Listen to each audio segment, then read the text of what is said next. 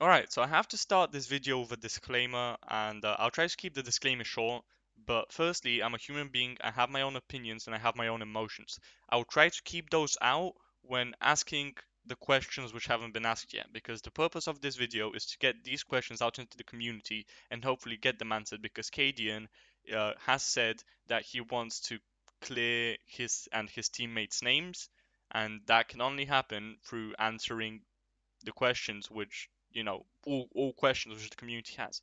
So the purpose of this video, or at least for the main part of it, is to get these questions out.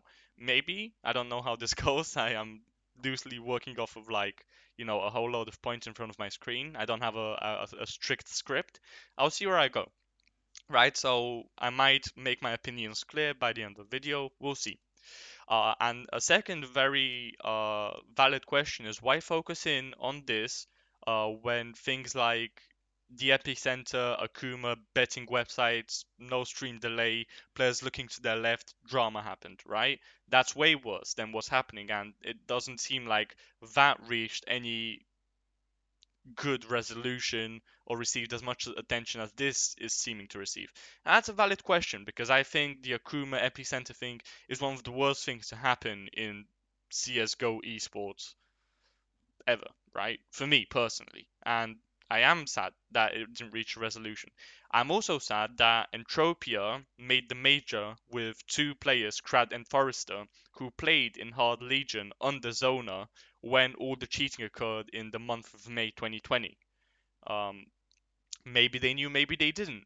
The the annoying thing is, and also Sviat from AVE played in the IEM4 qualifier, but he didn't make it into the major, and he was also on that team. And I am sad. I'm sad that those we cannot, that questions aren't being asked about those players, because, we have HUNDEN coming out saying that the Heroic players were involved, investigations were raised, videos made by Heroic, Hunden went to the press, of course, and this is getting all this attention. But there's other people who are just as guilty as Heroic presumably are, right? Or presumably are not. But we're only asking the questions about Heroic, and that is sad, but that's how it works, right?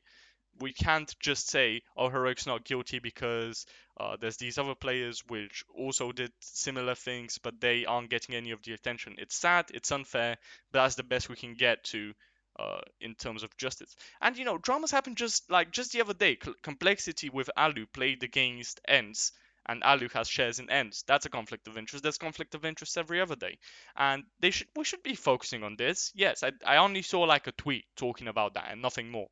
So is it sad that there's other things which are happening and not getting as much attention as this? Yes, but I think it's important to give this the attention, because it is something serious, in my opinion, and there's questions which need to be asked. And finally, I just want to point out, I'll be showing clips from Heroic's R story, as you can see on the screen. And I just want to say, I don't want to get DMCA'd for any of this. I think all of what I'm saying here constitutes fair use. Okay, so let's actually get on with the video here. So let's just play this. And right from the get-go, this is my first problem here.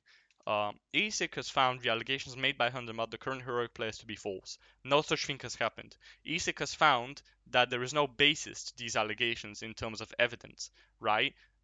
ESIC can only say that there is not enough evidence to find somebody guilty. They cannot say that somebody is categorically innocent. They cannot say that allegations are categorically false, right? So right off the bat, this is just wrong.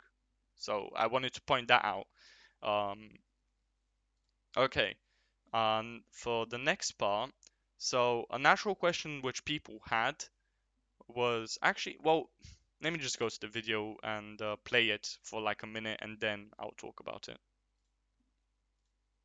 Has it been difficult following the formal when process?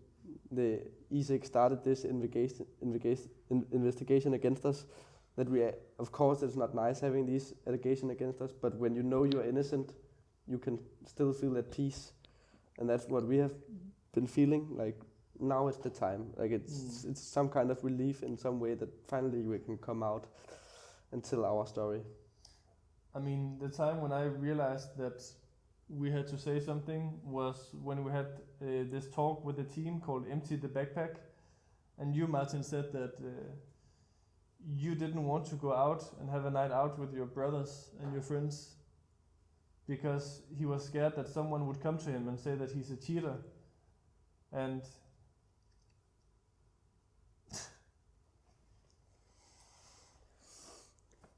Yeah, that's true. I got really sad when you said that.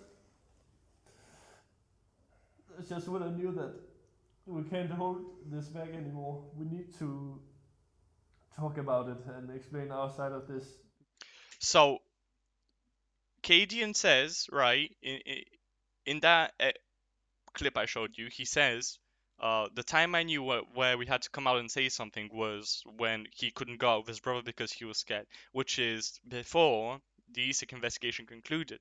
But Heroic didn't say anything before. And so he makes that point, and it seems like he's about to go on and answer it. But here, the video cuts off mid-sentence of Hunden, like, as it seems he's just about to explain it. So let's look at those last, like, 5 seconds again. We need to talk about it and explain our side of this. Explain our side of this, and then it cuts off. It does, by his intonation, you can tell he's not ending the sentence there. So this seems just like a cut of when he was about to explain it, and this remains a question until now. Why?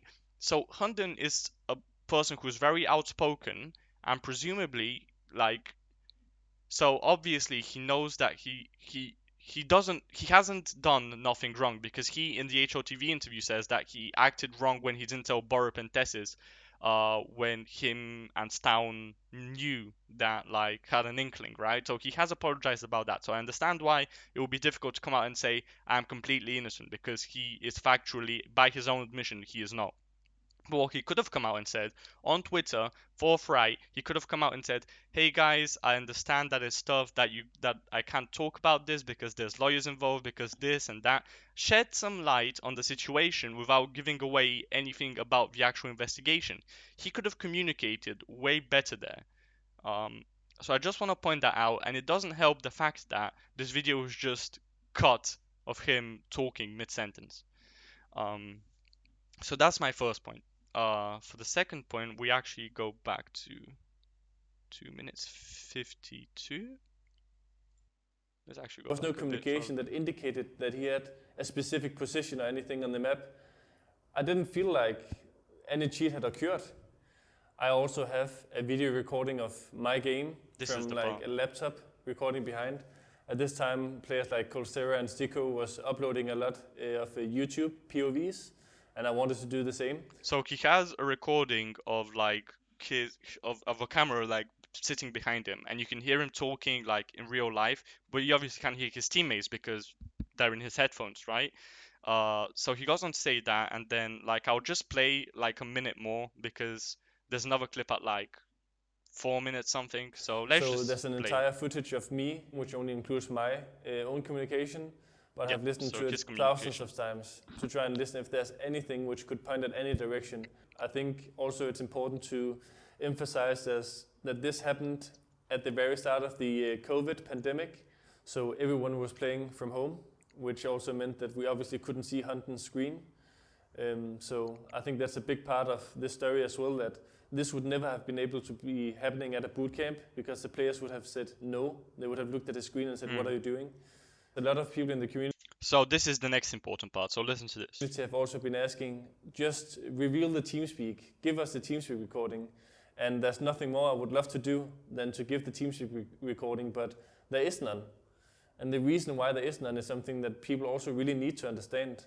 It's because we were used to traveling.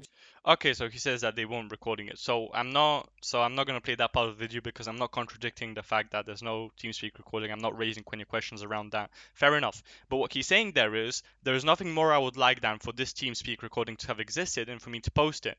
Nothing more I would like to do. But then you have the next best thing, which is closest to a TeamSpeak recording, and that's your own recording of you talking. And he hasn't released that. And in this whole video here, in the Our Story video, he does not address why that is not being released along with this YouTube video. He actually did go on to address it in HLTV, and I'll play that as well in a bit. But if he wanted to release this along with this video, which has obviously been produced and has been planned, he could have done that. And he didn't. So the question I would ask, I guess, is what stopped you from releasing the video along with this heroic video here? And that's a question which I think is very important.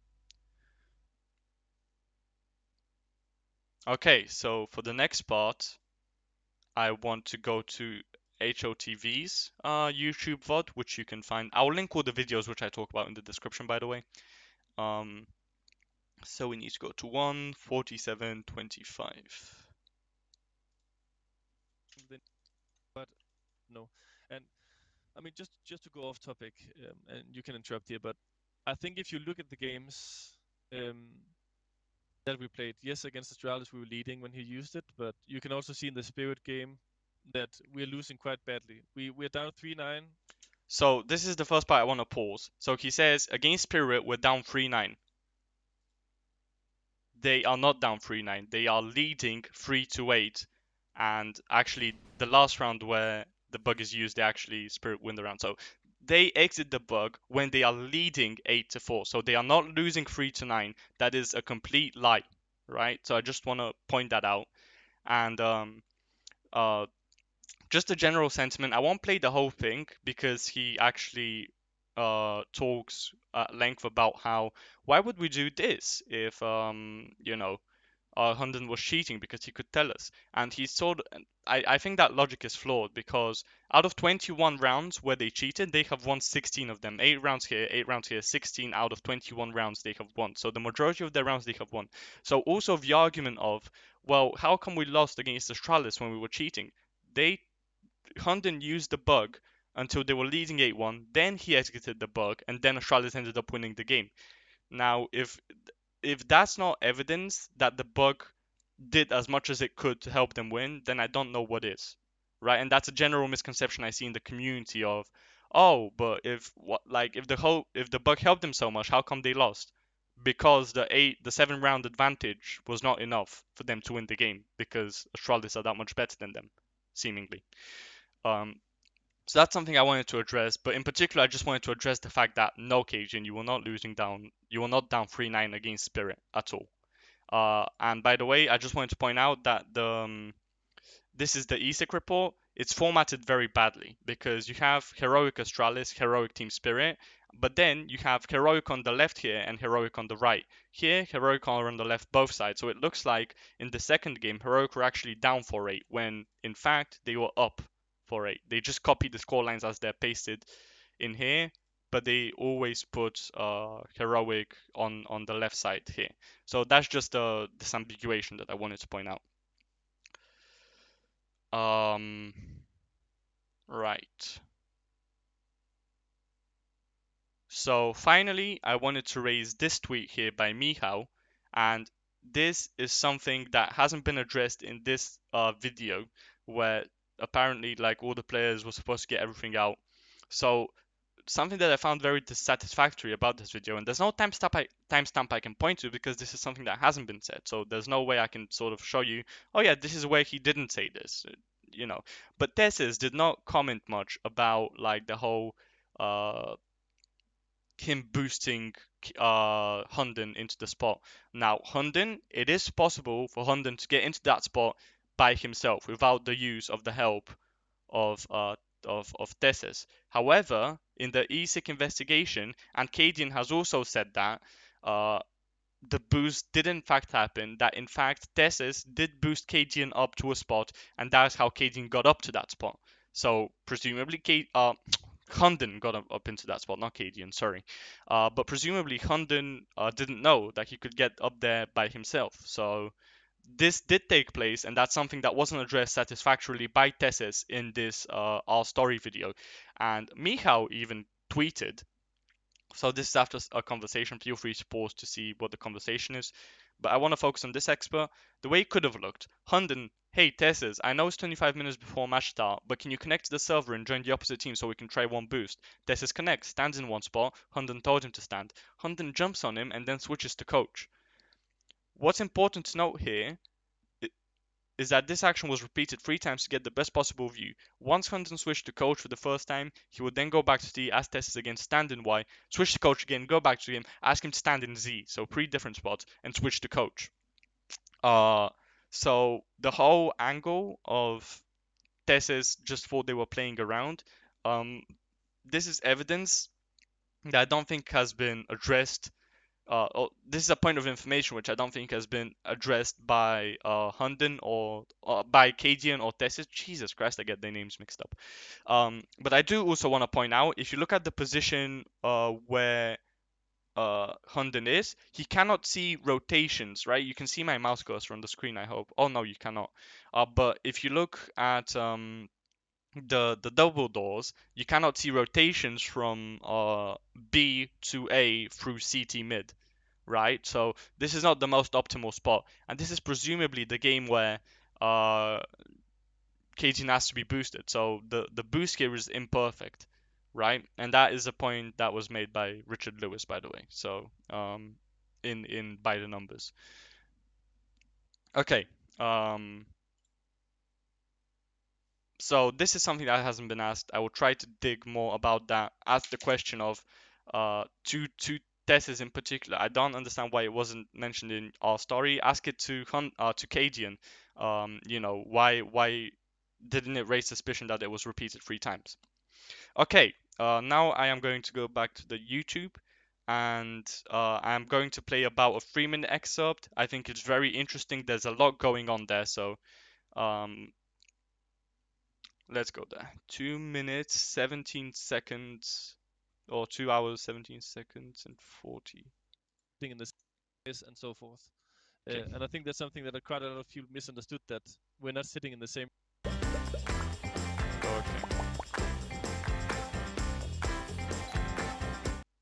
room. I can't see his screen. I don't know what information he has available to him. Cool. Did ESIC see this video? Mine? Yeah. No. Okay. They know that it exists though. Why not? Good question. Okay.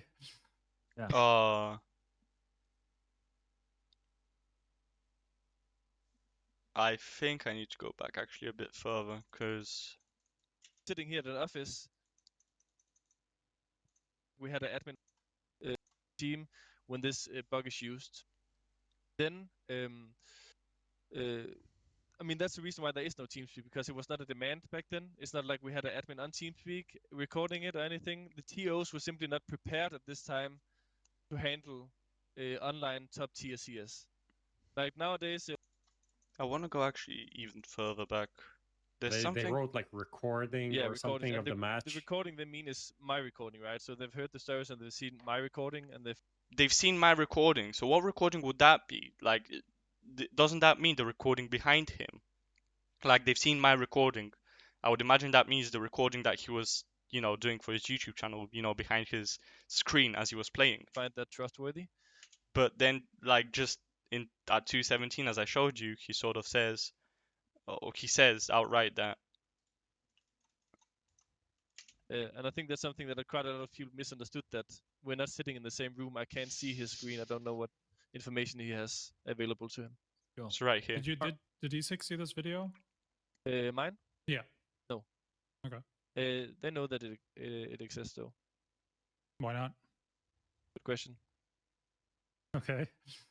And that's where it ends. So, but 2 minutes ago he said that they have seen it, and yeah, so that's something that confused me a lot, because it seems he contradicts himself, but then again he speaks in very loose terms. He says my video, and he says those words, my video, to refer to this clip here where he says that he hasn't shown it to ESIC, and he also uses it when he says I've showed my video to ESIC. So he may be talking about 2 different things, so I'm not too sure that, but definitely should be prodded and like asked about. Like, I just can't follow it.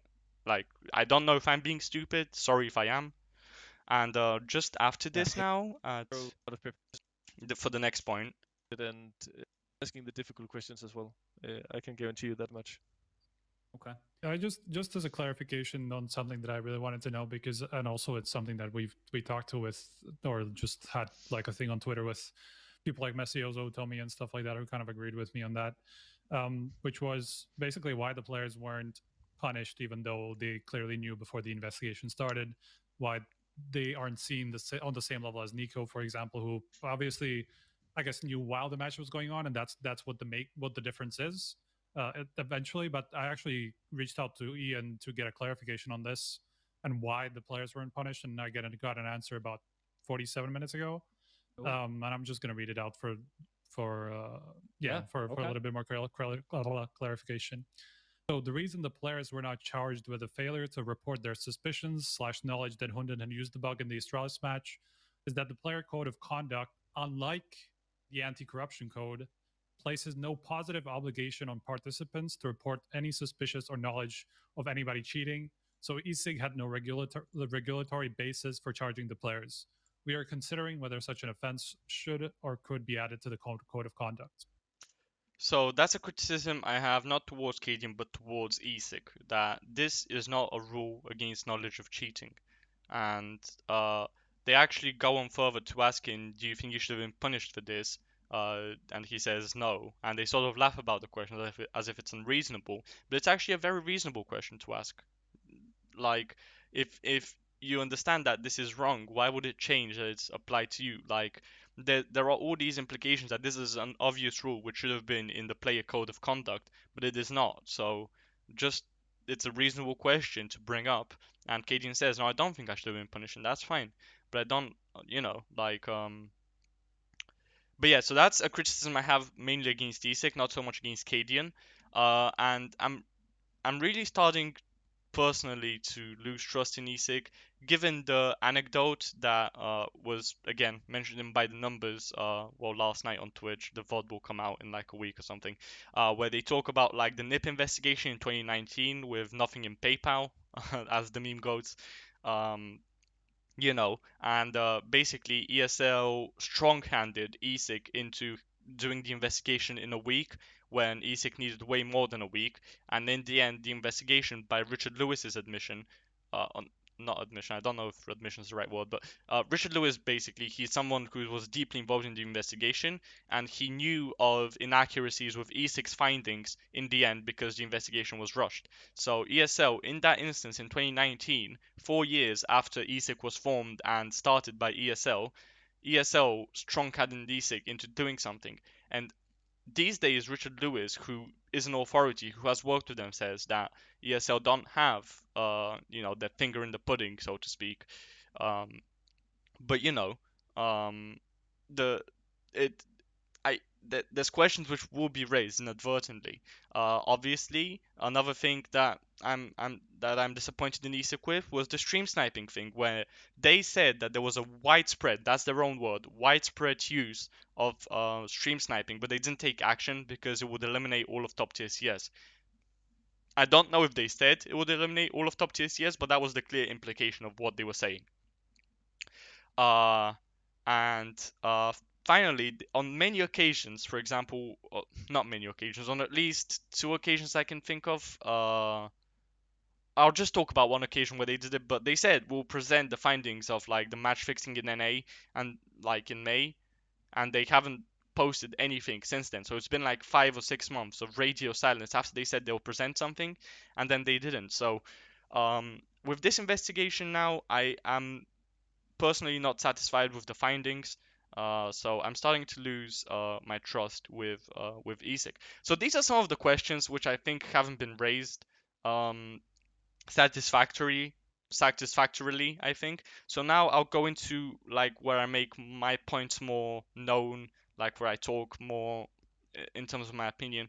And the first thing is, throughout this HLTV interview, firstly, the fashion in which cadiaN joined it. So cadiaN didn't say like 2 days before the interview, he didn't email Striker or Prof or HLTV and say, I want to clear my name, I want to be on HLTV. What happened was, apparently he wasn't, I didn't see this live by the way, so I don't know for sure, but he was in Twitch chat apparently, and they got him on as a last minute sort of thing. And they have done that before, where they've gotten somebody on just because they were in Twitch chat. So that means that the people on HLTV were not prepared with questions, with everything. So that seems a bit convenient for cadiaN, doesn't it? That he just comes on and like he gets an interview, he gets a lot of eyeballs on him, but the questions aren't, as prepared as they could be. And secondly, in this video here, I don't like the condescending tone that cadiaN has towards the players. Oh yeah, the players will think that we are always cheaters and that like you can't change the fans' point of view. But this video starts off with cadiaN saying I was in the wrong not to tell Borup and Tessis, and then he proceeds to explain why that didn't happen, his point of view. I don't mind him saying he was wrong and then to proceed to explain why he did something wrong. I don't find those as being excuses, and he even says that's not an excuse. But he holds this tone of being sort of in the right and like that the community is vindictive beyond reason, when he has himself said at the start that he was in the wrong for something very crucial, right? Also, um, I've already talked about this, but the logic of why didn't we do X in round Y if HUNDEN was in the cheat, that's obviously flawed, and that was a large part of this interview, which I didn't like. And a final excuse that he seems to use is that like he focuses on HUNDEN doing all the things wrong that he did, like changing his story, involving players, etc., etc., etc. Yes, HUNDEN being a bad person and like an absolutely terrible human being is not an excuse for your actions. So yeah, these are just some things that were not raised in the interviews. I hope I covered everything which was on my mind, and I hope I didn't ramble too much. But I'm rambling now, so I feel like it's a good point to end the video. Thank you for watching, and again, I apologize if I was at any point, biased or emotional in the part where I stated I wouldn't be biased or emotional. So thank you for watching, and have a good day, guys. Bye.